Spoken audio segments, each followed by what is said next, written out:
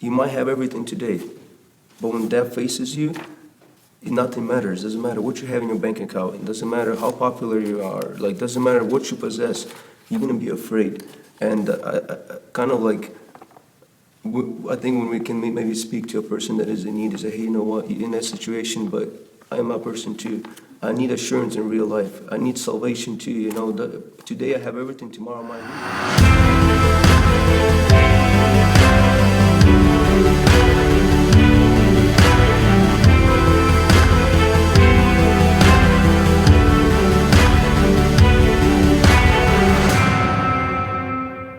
Hello, and welcome to the Slavic Church of Hemet's Youth Ministry podcast. This podcast is meant to be a vehicle for friendly and fruitful discussion on topics that we as Christians face today, both within the church walls and outside in our everyday lives. Today's topic is on local and global poverty and how followers of Christ can best serve those whom Matthew 25:40 refers to as the least of these. Before we get into the discussion today, I would first like to introduce our conversationalists for the episode. Today, we have my co-host Elena and our guests. Would you mind introducing yourselves? Hi, I'm Elena, and I am the co-host. My name is Mark. I am a member of Slavic Church of Hemet. Hello, my name is Ivan. I'm also a member of this Slavic Church of Hemet. Hello, my name is Dennis. I'm the youth pastor for Slavic Church of Hemet. And I'm Christine, and I'm also a co-host and member of Slavic Church of Hemet. It's such a pleasure to have you all on here today, and I'm looking forward to your insights on this fairly controversial topic. And before we begin, just a reminder that we're brothers and sisters in Christ with our own life experiences that have brought us here today, so we can keep the conversation civil and constructive. And here's just some statistics on poverty that might shed some light on our conversation today. As of 2020, 37 million people in America live in poverty, and roughly 689 million people globally live in extreme poverty. Different levels of poverty exist, but those classified as living in extreme poverty live off of less than $1.90 a day. People in poverty struggle to meet their most basic needs of food, clean water, clothes, shelter, and the list goes on. Beyond that, people in poverty have less access to education, health services, and are disproportionately more vulnerable to becoming victims of crimes such as murder and human trafficking. I think we can all agree that every human being, regardless of their economic status, has value in their own right because we are all made in the image of God. I also think we can acknowledge that we as Christians are called out specifically to be compassionate to the poor and defend their right to justice. Proverbs 29:7, a righteous man knows the rights of the poor, a wicked man does not understand such knowledge. 31:9 states, speak up and judge fairly, defend the rights of the poor and needy. Poverty is something that affects all of us, whether we ourselves, people we know, or strangers we see live or have lived in poverty. Here in our hometown of Hemet San Jacinto, poverty and homelessness is evident just from walking down the street and seeing people who are obviously struggling for whatever reason that may have put them there. So we have a population to whom this conversation applies to locally as well as globally. So now that we have established a foundation upon which the conversation can unfold, I would like to discuss practical applications on how Christians should be addressing poverty in our own communities as well as in places we may never go. And this brings us to the first question of our discussion today, which is, why should Christians specifically help the impoverished? Does anybody have an immediate answer to that? Well, I can start off. Because Jesus, seeing humanity in a need, sacrifices everything, including his own life, for me and all people to give us the biggest gift of reassurance and eternal life through him. By this, he leads us in a perfect example to help others in a difficult time. And I also like to read a couple verses. First one would be in Isaiah 1:17. It says, learn to do good, seek justice, help the oppressed, defend the cause of orphans, fight for the rights of widows. And also there's one in Luke 3:11. If you have 2 shirts, give one to the poor. If you have food, share it with those who are hungry. And actually, one of my favorite verses for this topic is in Hebrews 13:16, and it states, "And don't forget to do good and share with those in need. These are the sacrifices that please God." So I really like the verse. I think it kind of sheds a light on why we should do this. And as me personally, I think why I like to have an urge or willing to help maybe somebody that is in need, because I realized that at a point in my life that I was the person in the biggest need of assurance of eternal life, and God was the one that actually came down, left everything behind, and sacrificed Himself. And it's hard for us to understand that because we don't have much, but imagine if you have everything, the comfort of heaven and the glory and everything, and to leave all that and just to come down for me and you. So I think when a person is given a lot or forgiven a lot, which meets us as Christians, I think we should really try and help the ones people that are in need. I think we should have the same mentality that Jesus had when He looked at the poor. I feel like a lot of people today put the poor in a category, of people that are impoverished. But He saw them as His children. And that mentality, when you help them, you don't feel like you're helping a poor person, but you're helping your brother or sister. And so I feel like Christians in the world today need to have that type of mentality. And if they don't have that type of mentality, to change that mentality for themselves, to see as this person as their brother or sister. Because then the way you support and the way you help will truly be out of love instead of, out of pity or anything else. Yeah, so I believe that we should give as Christians because of how much we have been given. We've been given the most priceless gift you can ever receive, which is eternal life. And there's no greater gift or sacrifice or any other type of thing that has been done for me personally and for all of us. And so all I can do in return is give my time, my finances, my care and support. And so, I love a quote from Anne Frank. She says, "No one becomes poor by giving. You may run out of finances in some circumstances, but you become rich in your spirit, in your soul. You help someone who can never repay you. If you help someone who can never repay you, that type of,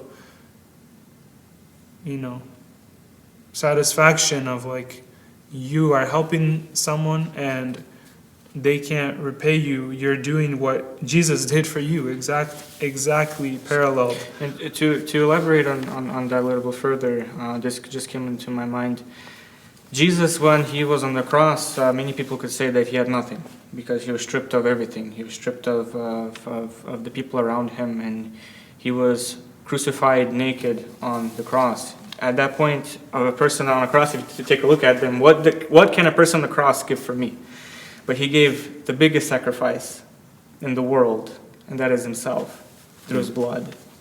So the question is that I want to ask is, do you have to have something to give? Does it necessarily have to be food or water? And I know we're probably going to get into that, but it just came into my mind that Jesus didn't have anything physical to give, but He gave Himself.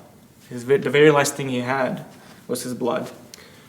Well, I think probably the most precious position that we can have, a possession we can have in our life is a true meaning, right?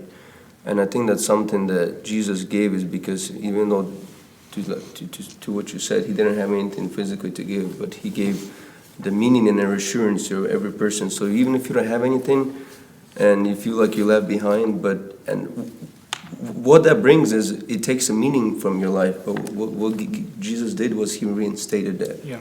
So Amen. I think that's I think same thing even for us when we might not have much, but by sharing the good news, we can bring the meaning back to life, and a person can actually change course in their life because now they have a reason to do something in their life. I was actually watching a video before this. And it was a rich man giving to the poor and a poor person giving to the rich man. And the way people, and the way we look at it, our emotions kind of run different in regards to those two different scenarios. Because when you look at a rich person giving, that's a typical thing. Rich people would give, but it's much more touching when a person that doesn't have much gives. And again, I want to re-elaborate on that we could have something to give, and that's what Jesus gave on the cross. So.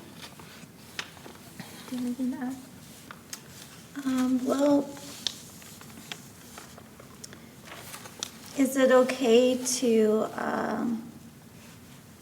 give just by, something of a possession, or is there different kinds of giving and Yeah, there's- emotional or? Yeah, there's like the classic, and we will get to it later, the classic question, like, do you How do you do you serve? prioritize How do you give? spiritual over physical needs? Yeah. And yeah, we'll definitely speak on that. And I'd like to also, we talked about obviously the greatest gift that we could have been given, that was given on the cross.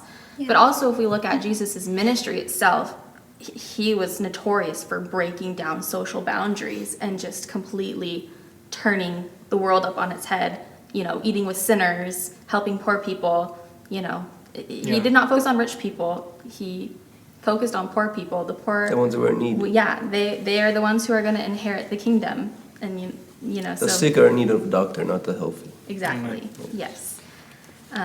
So from that, what do you think is the best way to help the different types of giving? Should it be money? Should it be food? And then as a tail end to that, it's kind of multiple questions. Whose responsibility is it? Like, should we as individuals be the ones doing that work? Or should it be, delegated to the government and our tax money is what Entity. provides programs, that sort of thing?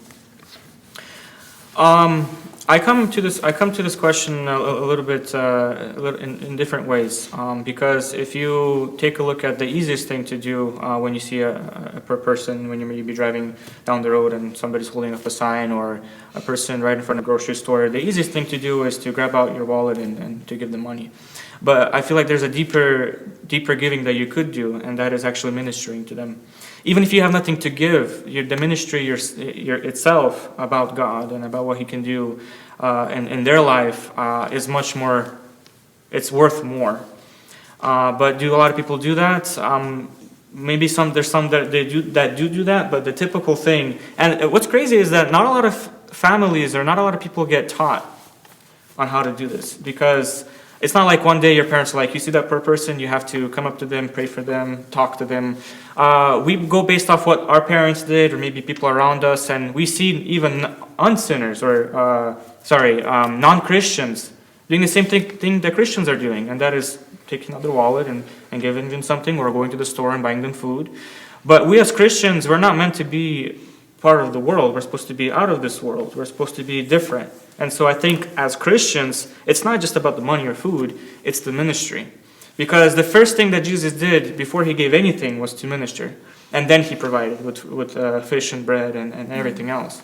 And so I feel like we need to differentiate what the world does with money and food and add the ministry portion to it. Because the money will keep them alive, but your ministry is what will save their life. So I actually want to hear what you guys have to think on that. Is it okay to give to the poor without sharing the gospel of Jesus Christ? Is it good enough to just do good, or should we add the gospel to that? Well, given as a sort of a complicated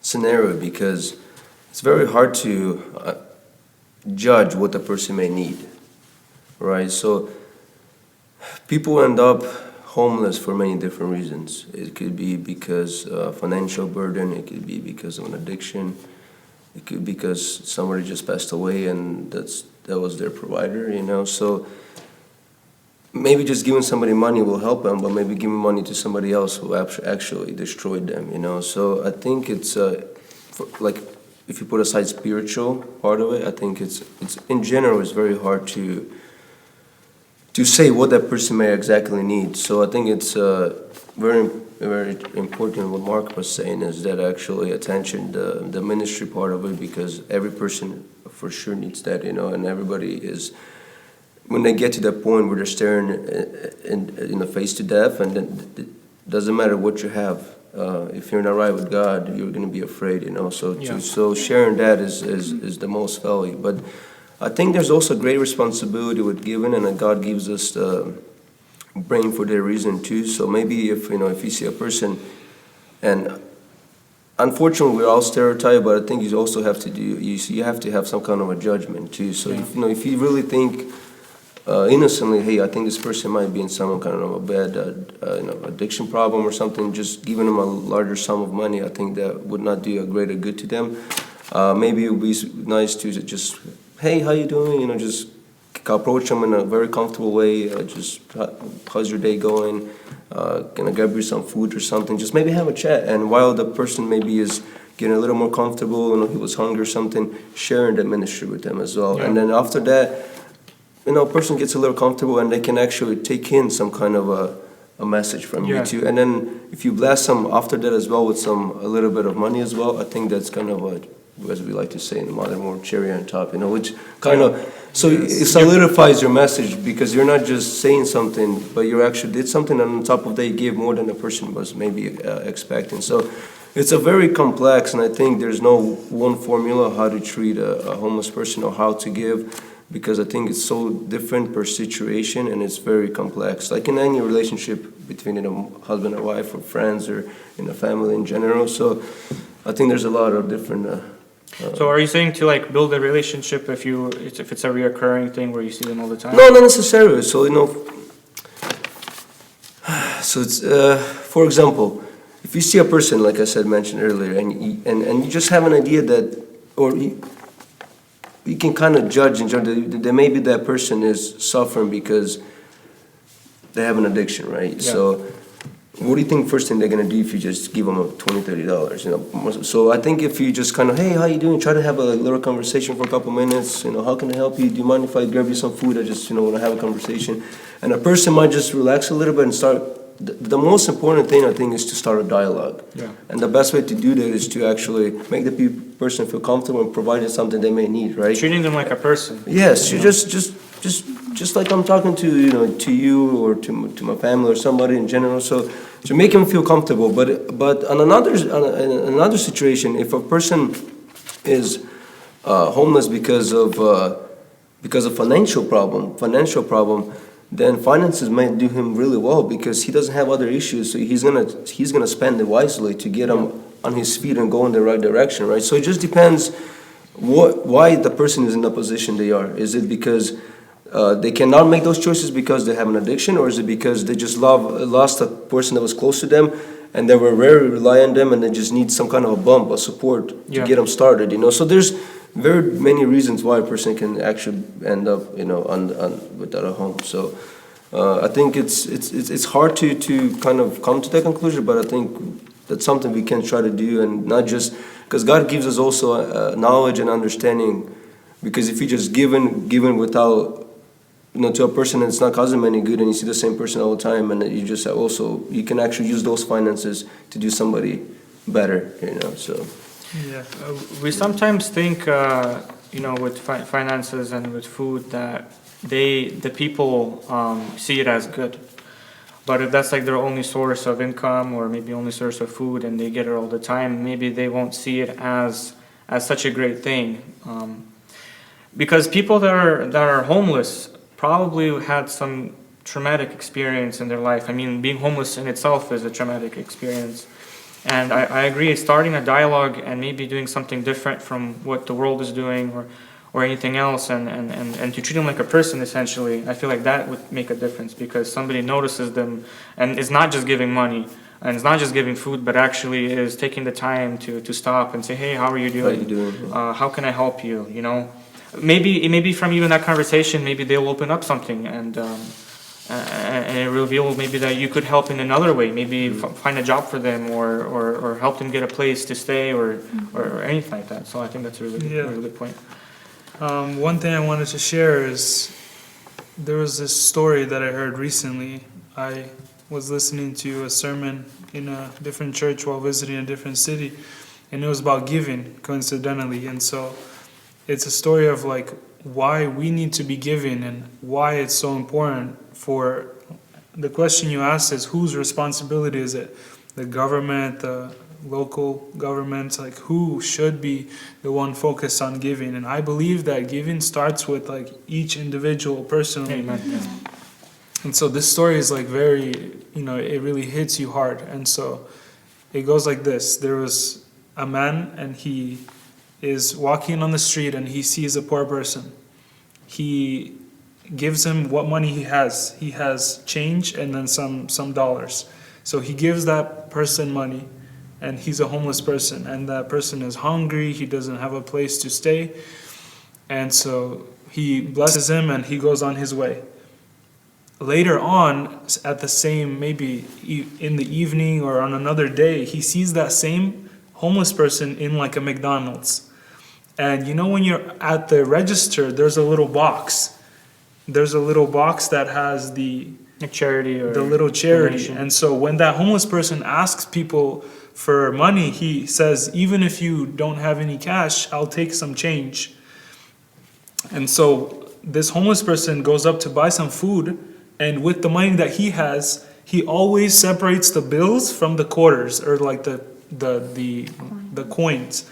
And he always takes the coins and he donates the coins from what money he has. Little money he has, he donates that money, because there are children and people worse off even than him, and he understands that. So how much more do we need to understand? If a poor person, a homeless person, is donating from what he has been given, how much do we need to really focus and pay attention to? Like, wow, like that really, touched me, because like that person needs money, he needs food, he needs to think about how he's going to eat the next day, but he's taking that money out of his own balance to bless someone else. And so I think that's a very key lesson for us to learn. So Actually, I struggle with this a little bit. Not struggle, but I was trying to understand this for a while, and just recently, God sort of put it on my heart, or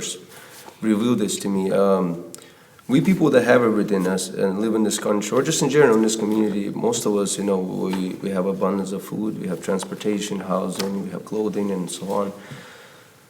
I always wondered, like, when we minister or we go abroad, or even here, when we come across people that absolutely been devastated, that have nothing left to their name, how do you approach that person and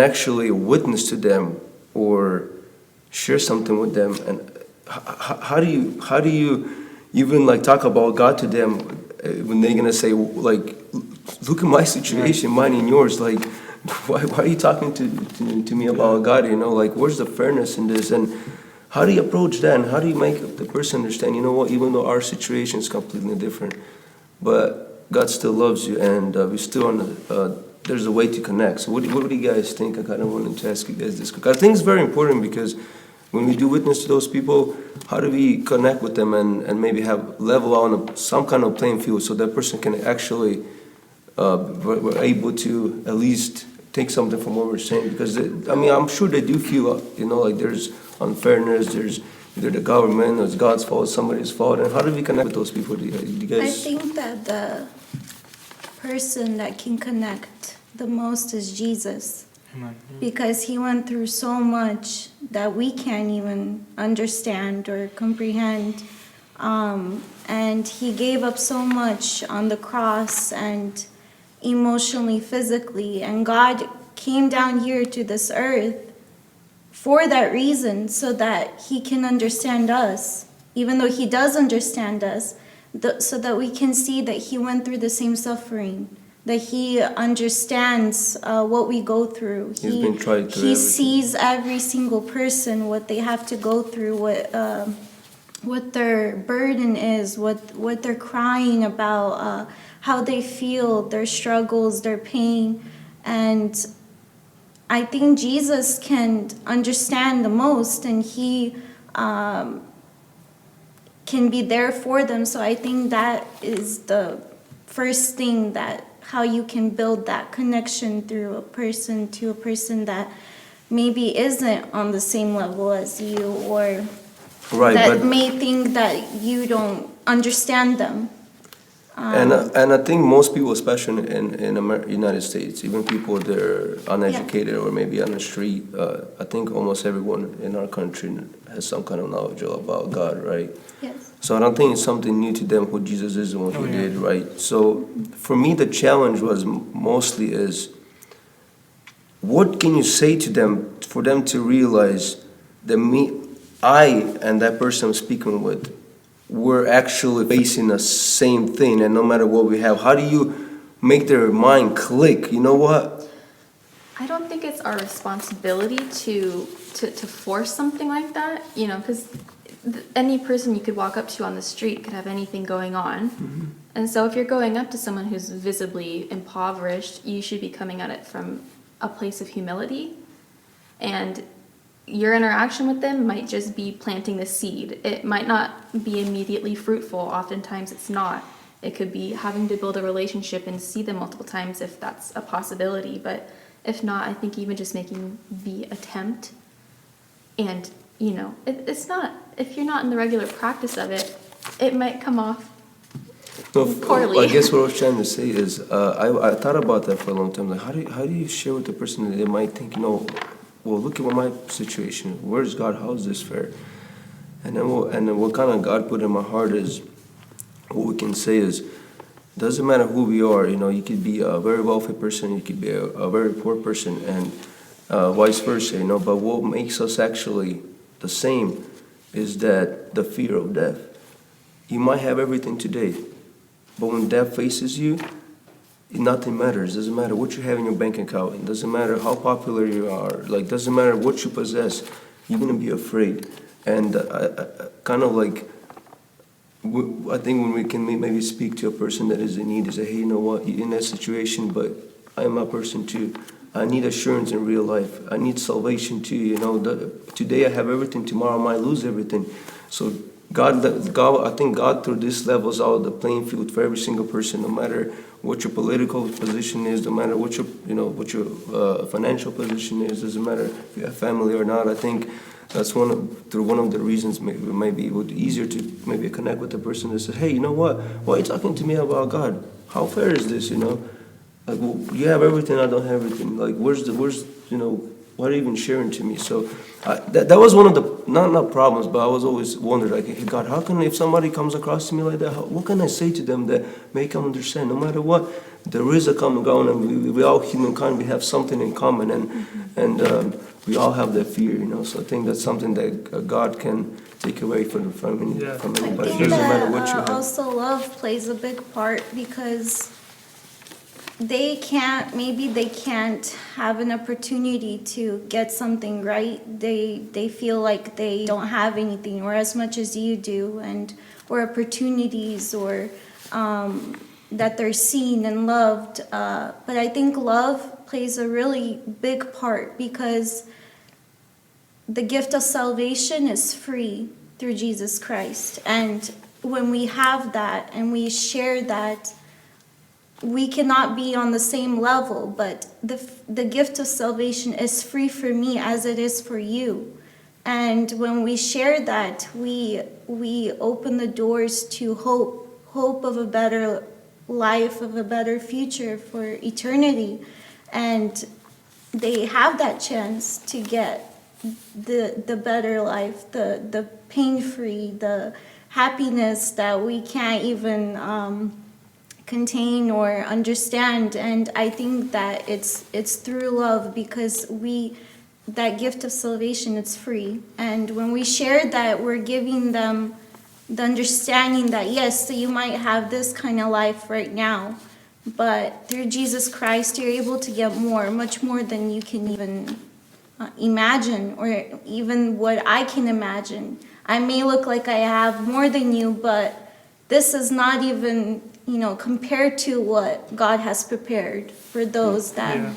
Love it. follow So- him. And I just wanted to say, it's like you asked the question and she answered it exactly what I was about to say as well. You can, if you're struggling with that, what I love about this one preacher on the street, Ray Comfort, is how he always breaks down the barrier. He always tells the person, look, I just met you, but I want to say that I love you. And it like, I don't know, it like melts people's heart. Like, you're not coming to them like that you're better than them, that you have money that you're giving to them, you're maybe looking down on them. Like, you just tell them, I love you, I want to help you, is there anything I can do for you? You know, you're making the connection on a more deeper level with the heart. Like, you're showing them where you're coming Yeah. from. And I wanted to add a little bit of my understanding on this, because you brought up not necessarily to inject fear into them, you know, like saying, hey, if you die right now, you're going to go to hell. I understand that's not where you're coming from, but we can give them money, we can give them food, we can minister, which is a really important thing. But one thing that only Jesus can give is a purpose. And I feel like if you can not try to explain or try to enforce, but this is only God can do this. And if you walk right with God and God puts it on your heart to minister to this person or to a brother or sister on the street that is impoverished and needs help, God will plant a seed and will give them purpose. I know many homeless that were non-Christians, but somebody came up to them and showed them love, like you said, hey, I love you. And it's all a mixture of all of these things, because from love you have the fear that your brother or sister is going to go to hell, and so you bring that up, just like Ray Comfort, you know, dismantles all those things. I love you, but you are going, you know, to hell. And I wouldn't necessarily put it in that phrase. He's definitely not like that. Right, but just to understand what I'm trying to say, but to understand that giving your life to Jesus is not just by giving up, you know, it's not just by accepting God or accepting Jesus. It's having a purpose, because in their life they are only, you know, trying to survive, get the basic needs that they can, is food, shelter, water, and finances. I think what we're trying to say is make him understand that there's more to lose than just this life.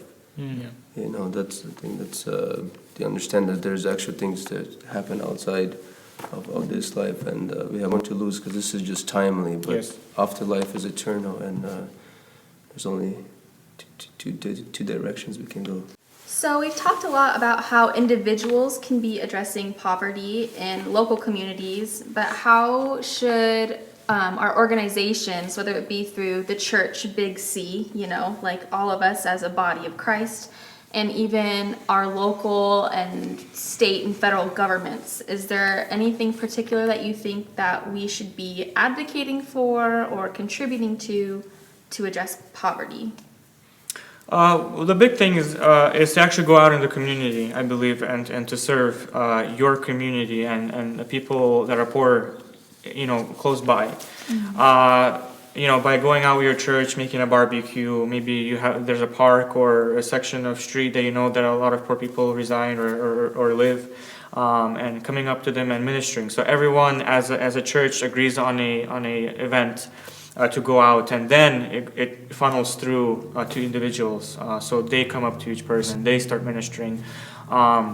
Obviously financial, right now there's a big crisis in Ukraine, and all of our churches are gathering finances and sending them over. That's as much as we can do, along with praying for those people. So those are the two big things that I believe our churches should be doing, is to coming out into the community, ministering, and then also financially supporting you know, places that they can't reach physically. I believe it's all three actually. You know, government, church, and individual. We have talked about the individual. Church, it kind of correlates with that. You know, we can do community service and events, but I think it all kind of starts with us. But I kind of wanted to also go over a little bit like what the government can do and what are. I believe that severity of poverty in a country is a byproduct of a bad policy as well. So I just kind of wanted to go over this a little bit. We're going to take 10 states that are the most popular states, meaning have the most people live in them, and then 10 states that have the most homeless people in them as well. So I'm going to go through 1 through 10. So number 1 is California, second is Texas, third is Florida, fourth is New York, fifth is Pennsylvania, sixth is Illinois, 7 is Ohio, 8 is Georgia, 9 is North Carolina, and 10 is Michigan. Those are the states that are most populated, right? And then 10 states that have the most homeless in them. Number 1 is California, number 2 is New York, number 3 is Florida, number 4 is Texas, number 5 is Washington, 6 is Massachusetts, 7 is Oregon, 8 is Pennsylvania, 9 is Georgia, and 10th is Ohio. So I actually wanted to take 2 states. They're sort of the closest in population and also geography, kind of by weather too, basically. So we're gonna take 2 states that are on the coastal states. One is Florida, one is California. Those are probably 2 best states here you can live in when it comes to weather. I think they can be compared. So in California, the population is 39,613,413 people. That's again basically 39.5 million people. And the homeless is 151,278 people, which is 3.8% of the population in California is actually homeless. Now, if we look at Florida, Florida's population is 29,730,311 people, close to 30 million people who live in Florida, and the homeless is 28,328 people, which is less than 1%, 0.95%. And we can kind of think, hey, it's similar weather and coastal states, and why is the difference so drastic, almost 4 times as much, So I actually would like to play a video for you guys. It kind of gives us a good insight of perhaps one of the few reasons why that might be happening. Beachfront homeless encampments. It's a trend you've probably seen more of during the pandemic, even though it's illegal. New encampments have been popping up throughout L.A. in the last 5 months. Mayor Eric Garcetti and L.A. County officials vowed to get people off the streets during the pandemic. But as NBC4i team investigator Joel Grover is finding, the number of people living outside appears to have multiplied. 2 women beat the summer heat in a pool set up on a sidewalk at a new encampment in Venice. To fill the pool, they tapped into the water line from the building next door. In other parts of Venice, there are also new encampments on the beach, on the world-famous boardwalk.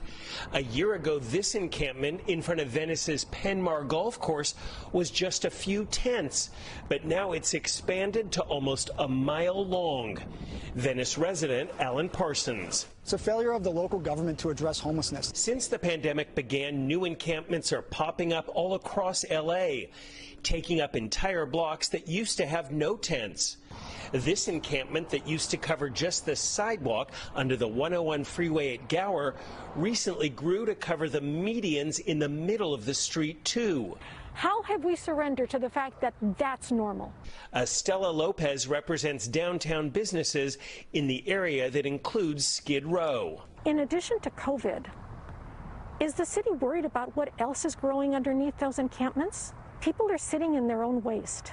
We have had typhus. We have had tuberculosis, staph, rodents, fleas, bed bugs. All of that is living in these encampments. Law enforcement tells the I-Team there are now more homeless on the streets for 2 reasons.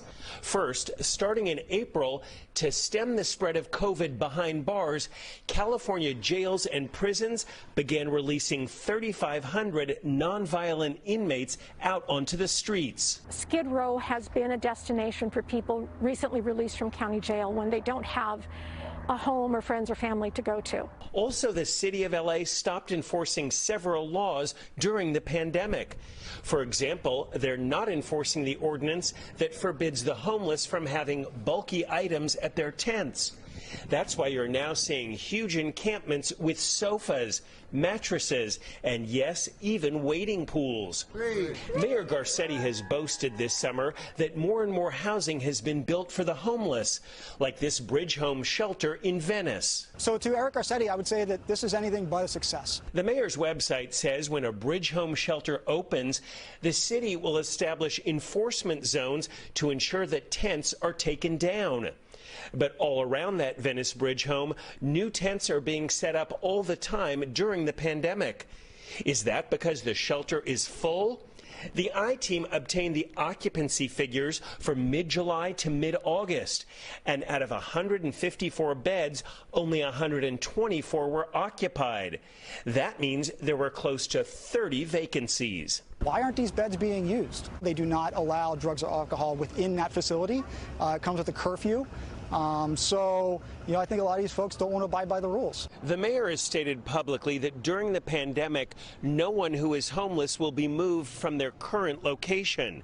He cites guidance from the CDC, which says moving anyone could help spread COVID. For the I-Team, I'm Joel Grover. So this is one of the videos I want to share with you guys because I think it kind of gives an insight. It might not cover all the problems or all the issues, but it gives us understanding that policies do make a difference. And like it was mentioned in the video, one of the reasons was that they did receive in April of 2020 3,500 nonviolent inmates, and those people have to go somewhere, right? And one of the second reasons was they stopped enforcing the ordinance of the bulk item. So now, before, if if you're thinking to go on the street, like you were thinking, hey, how I'm gonna sleep there, where I'm gonna be staying. But after they stop enforcing that, people know I can be more comfortable. So that might, if a person was on a boundary before, now that person might say, hey, no, I'm okay with doing that now. So, and it was mentioned that, one of the streets, it was just so long, but after that, it was just stretching to almost a mile long. So I think the policy directly can influence also, the behavior of homeless people as well. And on top of that, I would like to add a couple things. I would actually also like to compare two more states. One of them is going to be Texas and New York. So Texas population is 29,730,311 people, and homelessness is 25,848 people, which is actually 0.86%. So less than 1% of the population in Texas are actually homeless. In New York, on the other hand, the population in New York is 19,299,981 people live in the state of New York. The population there is 19,299,981 people that live there. And the homelessness there is 92,091 people that are homeless that live on the street there. And the percentage of that is 4.7% of population of state of New York are homeless, in compared to Texas, which is less than 1%. So it's basically fivefold. So that kind of goes back to the same question: does policy make a difference? Can the government make a difference? I believe so. Another thing I want to actually touch on is that although this is not a political debate, I would like to add a couple things. Most of these states are Democrat states, and most homeless are live in these states actually. And of course, and what do Democrats typically do most? In my opinion, is first, Democrats always raise the taxes. Second, they overspend, and third, they usually overregulate businesses. And I think those three factors sort of sometimes drive empowerment almost maybe in a state, because it's harder to do business, and less money for you, less money to go around for everybody else. And of course, Republicans do all the mentioned, however, with much more conservative way. Typically, Republicans they don't raise as much taxes, and they don't overregulate usually small businesses as much as the Democrats do. I would like to make an example also. As far as our country as a whole, imagine you have a small business, that you run, And imagine your business makes $100,000 a year, but for some reason you're spending $200,000 every year, right? So what do you think that venture is going to lead? What kind of position your business is going to actually end up in the near future, right? So I think this is kind of what's also happening in some of the states in our country. We are spending by far way more than we can actually make, right? So that kind of also leaves a burden to the people, and that's why we're raising more taxes too, and it kind of becomes a domino effect. So I think that directly impacts small people too. So people think the more taxes raised, the more money we have. I think that's false, because if you raise the taxes from a rich person, where he's going to take it from? He's going to maybe he used to offer 401k for his employees or more vacation time. Now he's going to cut that for 401k. He's going to maybe fire 1-2 people, because now he's not going to cut his profit, but he's going to take it away from the small person. So if you understand how business works, actually the higher the taxes, the less actual money trickles down to even the smaller people. So I think policy is very important, and I think it can make a huge impact on our economy as well. Now I believe this is where our responsibility comes as a citizens of the United States of America. We are to be knowledgeable and to vote on policies that do more with wasting less resources. Inflation, high gas prices, and shortage is a domino effect of bad policy that can be avoided. And I want to add one more thing actually from Proverbs 28 chapter verse number 2. It says, when there is a moral rot within a nation, its government tumbles easily, but wise and knowledgeable leader brings stability. I think that kind of sheds light on what the difference that they can be with a good leader or somebody that's wasteful and doesn't maybe run the state or the government efficiently. You can have drastic differences. Yeah. In my opinion. So from that, if we do a specific scenario back to individual, because we'll leave politics and government for a different discussion, I'll just give you a specific scenario, and we've kind of touched it a little bit. So you meet a stranger on the street and they're asking for money. Is it ethical to just give them the money? Or I know some people here would say, I don't want to give them my money, I don't know what it's going to be used for. But who are we to say that, that is what they need? We touched on this before. Is it ethical, in my opinion, to give the money, regardless if you're Christian or not? I believe it is. Actually, me and my wife had a disagreement on this a while back ago, because I was always the one to reach for my wallet and give change. And then when we got married and when I was giving money, she was like, well, rather give them food. Food would be a better thing, because the money would be used to buy the food. And I understand her point of view, and I go back and forth on that. And your question is who are we to decide? Yeah, so if someone's asking for money, and obviously if you have a personal relationship with them, you're going to be able to discern better what they need and if they're valid in what they're asking for. But if not, you don't know what that money's going to be used for, but maybe they're like, I need money, don't give me food, I need to pay my rent. So is there a hard line where it's just no, money has too much of a variable to it, of what it could be used for, or? Well, I think what Simple Ivan question. said earlier on is that we have, there comes wisdom and knowledge. And when we see that a person maybe has an addiction or a problem, or and we can also ask as a believer wisdom from God, help to understand and to see what is the better choice in that particular situation, or for that particular person, because we're not all knowing, but God is. And when we ask help from God and for wisdom to lead us to the right decision, and And obviously, as Ivan said, sometimes money can do more harm than good for some people. And it is better, food would be the better choice, or at least some kind of source of help, of shelter.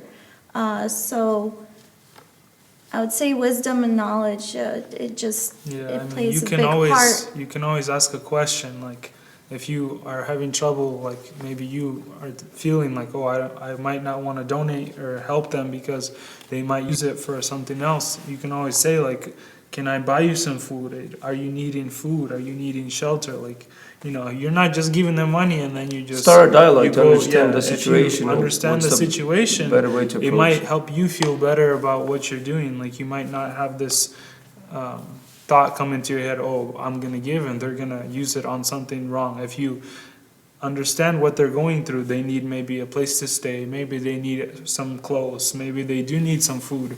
And so, like, if you just dig a little bit deeper into what they're going through, I can get you food, I can help you get some clothes, I can help you get a place to stay, I can try to help you in any way I can, not just, oh, let me give you food and forget about you.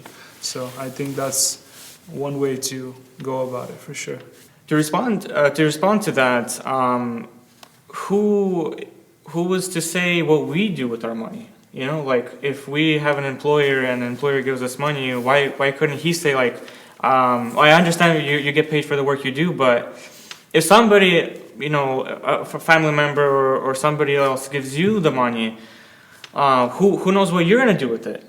Like, how do they know what you're going through in your life? Maybe you have things, together, you have a home, you have a job, but what if the money that person gives to you, you're going to use it for, something else? Anything else, gambling. So, in my opinion, we shouldn't have that type of mentality of, our job is to give. Our job is to support. Our job is to minister to that person. But what they do with their money, and hopefully if God touched their heart, they will use their money for good, to get food or some other things. Yeah, just to add one quick thing about that, it's not even your money. We don't have anything. We don't have money, house, it's all God's. Amen. God has given each person almost like a lease. He gives you the money and He is expecting you to use it for His glory. He gives you a paycheck. God only asks you to give 10%, and you should be doing that regardless. And so a lot of people have trouble with money because it's one of, like, the most powerful sins, greed, this, like, desire to have money. And so it's really important to focus on helping. No matter what your thought is, what are they going to do with it? You just give, just like how God told you. So with money, it's you will either worship it or you will worship with it.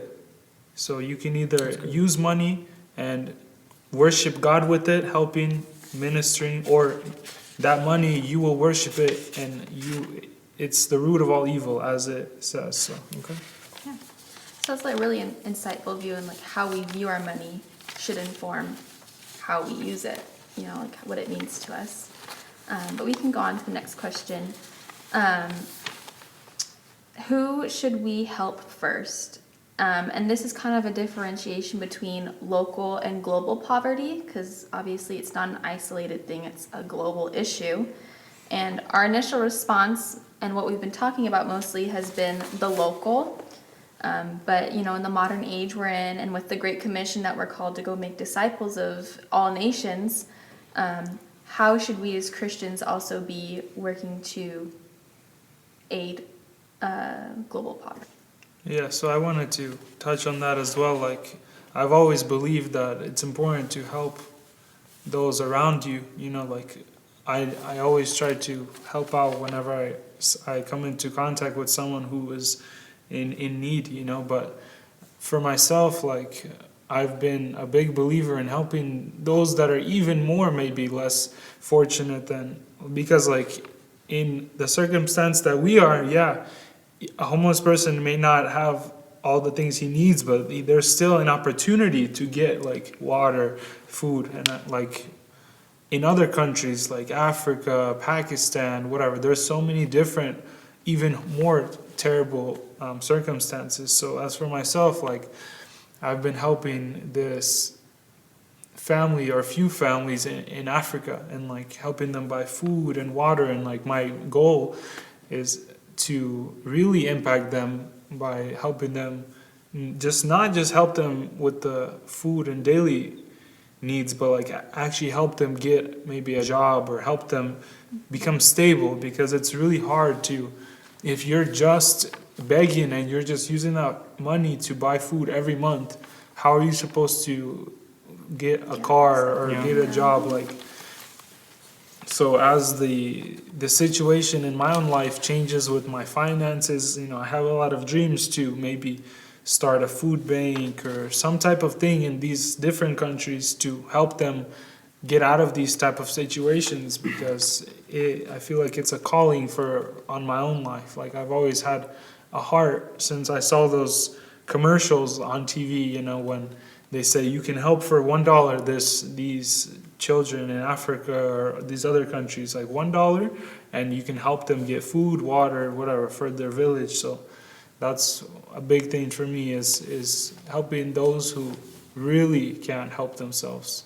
Yeah, I can definitely add to that, is that God leads every heart differently, and just like when He disciplines, it's the same thing. He disciplines someone differently than maybe another person, because every mind and heart is different. They respond different, and I believe that God has a specific plan for each and every person, and from one person He might lead that person to give as much as they can locally, and for another person their burden and their they have this pain. They feel pain of those who are global, that those that aren't here locally, and they have this compassion towards them, and they feel their pain. And I feel like God has a specific plan for each and one of us, so He will guide every heart directly, differently. And from one person might be local, for another person might be global. And so I definitely think that for everyone it could be different. So. Well, I share a similar perspective as well. I'd like to read a verse from Acts 16:31, and it says, "Believe in the Lord Jesus, and you will be saved, along with everyone in your household." Why this verse is relevant? Because Jesus said you will be saved in your household, but not your city or a country. As a single person, we only have limited outreach and can only control what is in our disposal. So I believe we should focus more on what we realistically can have influence on. If you are a typical person that might not have much connections and work in a small business, you probably would be more likely wasting your time trying to change global issues. However, if you're in a position as a prime minister or such, you have a much better chances on doing so. One more thing I wanted to add is that to add on to why I believe we should first focus on locally, including yourself, is because if you're crippled, how can you help a cripple? I don't think so. So I think God wants you to be successful, is because you will have more resources and ability to help somebody in need. So if you don't have much and try to achieve something that's beyond your ability, I think is also more than likely you probably won't succeed. So this is where God can guide us and give us the wisdom to, hey, how can we allocate our resources wisely? Where can we spend our energy wisely and effort, so it doesn't go to waste, because the most important thing we have is time, and there's so much, and there's very limited what we can do with this. So I think we should start with ourselves, make sure our heart is right, our family is right, and then we manage our resources correctly, and we don't overspend on unnecessary things.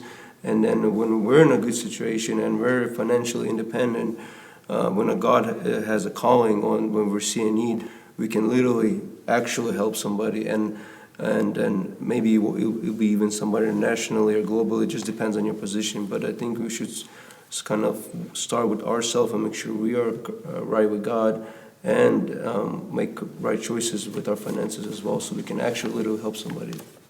Yeah. But to never forget that we could always minister to the local people and people that we meet Of on the course, street. yeah. I think that's really in line with, the two greatest commandments. Love the Lord God with your soul, mind, strength, and then right after it is love your neighbor as yourself. And he never specifies who your neighbor is. Yeah. So in my eyes, everybody's our neighbor, Yeah.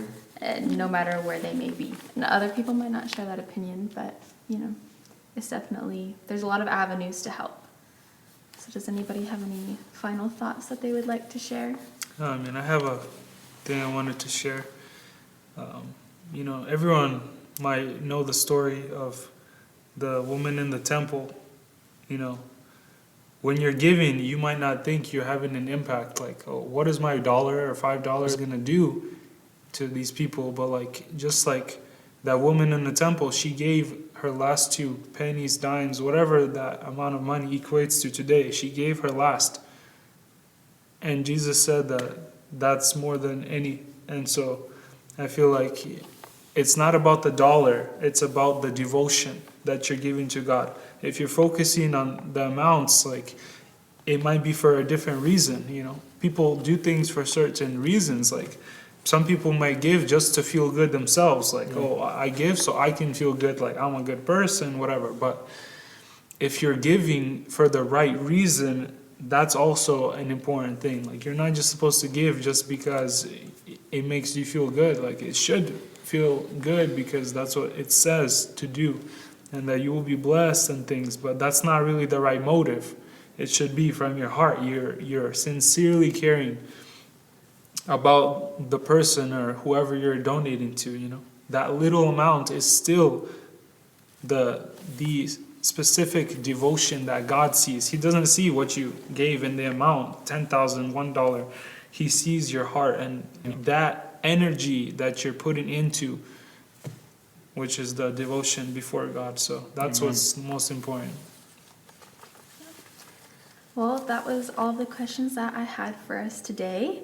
I hope that the discussion will continue among us, and also with anybody who might be listening. If you have anything you'd like to say, please leave a comment, and we'd be happy to receive the feedback. We see that the topic of poverty isn't an easy one to tackle. There's lots of views, lots of different causes for it, lots of different ways that we can be responding to it. But, it's an ongoing process that, we can only manage as it gets handed to us, and with the grace of God, we can manage that. So once again, I'd like to thank you all for participating and speaking on what God has put on your heart.